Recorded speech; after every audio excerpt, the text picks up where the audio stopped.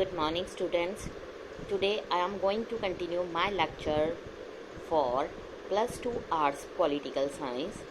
Name of the chapter is Contemporary South Asia and the topic is India and its other neighbors. In this chapter, you all have studied about conflicts between India and Pakistan, India and Nepal, India and Bangladesh. Why these conflict arises? Who was responsible for these conflicts? Now let us start with the new topic, India and its other neighbors. Government of India and Bangladesh. They have their conflicts and differences over several issues. These issues including sharing of Ganga and Brahmaputra river waters. जो Indian government है unhappy with Bangladesh denial of illegal immigration to India. Denial of illegal immigration to India.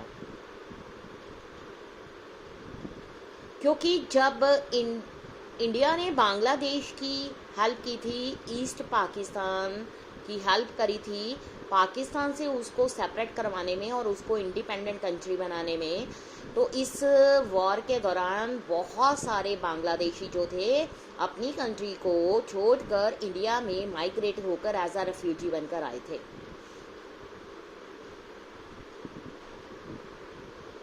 लेकिन अब जो Indian government है वो unhappy है with Bangladesh illegal immigration to India, क्योंकि ये जो बांग्लादेश है सपोर्ट कर रहा है anti Indian Islamic fundamentalist groups.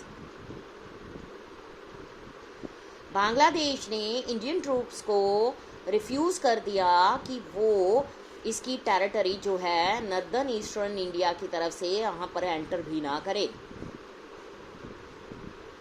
और इसका ये भी डिसीजन है कि नेचुरल गैस जो है इंडिया को एक्सपोर्ट ना की जाए. और इसने म्यांमार को भी ये अलाउ किया है कि जो बांग्लादेशी टेरिटरी के बीच में रास्ता निकलता है वहाँ से नेचुरल गैस को इंडिया में ना भेजा जाए, क्योंकि जो बांग्लादेशी गवर्नमेंट है वो ये फील कर रही है कि इंडियन गवर्नमेंट उसके साथ बिहेव कर रही है like a regional bully over the sharing of river water, encouraging rebellion in the Chittagong hill tracts, trying to extract its natural gas and being unfair in trade. ये जो blames है ये India पर लगाए गए हैं बाय द बांग्लादेशी गवर्नमेंट्स. आज तक ये दोनों जो कंट्री हैं अपनी बाउंड्रीज के जो डिस्प्यूट्स हैं उनको सॉल्व करने में अभी भी सक्सेसफुल नहीं हो सकी. इन डिफरेंसेस के अलावा इंडिया एंड बांग्लादेश जो है बहुत सारे इश्यूज पर कोऑपरेट कर रहे हैं. जो इकोनॉमिक रिलेशंस हैं लास्ट 10 ईयर्स से बहुत ज़्यादा इम्प्रूव हो रहे हैं. बांग्लादेश जो है जो इंडिया का एक पार्ट है look east policy that wants to link up with South East Asia via Myanmar. On disaster management environmental issue दोनों स्टेट्स ने रेगुलरली एक दूसरे के साथ कोऑपरेशन जारी रखी है. एफर्ट्स और भी ज़्यादा किए जा रहे हैं ताकि जो ये कोऑपरेशन का एरिया है उसको और ज़्यादा ब्रॉडन किया जाए. उसके अलावा सबसे पहले ये भी देखा जा रहा है कि जो कॉमन थ्रेड्स हैं उनको आइडेंटिफाई किया जाए and being more sensitive to each others need. तो ये जो कोऑपरेशन है इसको कैसे एक्सपेंड किया जाए. उसके अलावा नेपाल एंड इंडिया वो भी वेरी स्पेशल रिलेशनशिप जो है उसको एंजॉय कर रहे हैं. इन दोनों कंट्रीज के बीच में एक ट्रीटी को साइन किया गया है.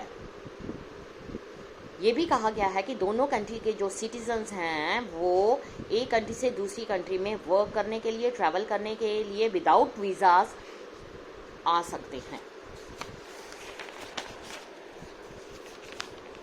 पासपोर्ट उनको नहीं चाहिए। इसके अलावा स्पेशल रिलेशनशिप्स, जो गवर्नमेंट ऑफ टू कंट्री है वो ट्रेड रिलेटेड डिस्प्यूट जो पास में हो रहे थे उनको दूर करने की काफ़ी कोशिश कर रही है। जो इंडियन गवर्नमेंट है, पहले वो warm relationship between India, Nepal and China and ये सब चीज़ों के लिए डिस्प्ले शो कर रही थी। At the Nepal governments inaction against anti Indian elements, जो इंडियन ये भी इंडियन गवर्नमेंट को पसंद नहीं था। जो इंडियन सिक्योरिटी एजेंसीज थी उन्होंने मॉइस्ट मूवमेंट जो है नेपाल में ग्रो करते हुए देखा, जिसके कारण उसको अपनी सिक्योरिटी के रिगार्डिंग थ्रेट होने लगा। उसके अलावा नक्सली ग्रुप्स जो हैं बहुत सारी इंडियन स्टेट्स में अराइज होने शुरू हो गए। ये थे बिहार से आए in the north to Andhra Pradesh in the south. बहुत सारे लीडर्स, सिटीजन्स जो नेपाल में थे वो ये सोचने लग गए कि जो इंडियन गवर्नमेंट है वो इनके इंटरनल अफेयर्स में इंटरफेरेंस कर रही है और उनके रिवर वाटर्स और हाइड्रो इलेक्ट्रिसिटी को लेकर डिज़ाइंस उसने शुरू कर दिए हैं और उसने नेपाल को एक लैंड लॉक्ड कंट्री के लिए प्रिवेंट कर दिया है।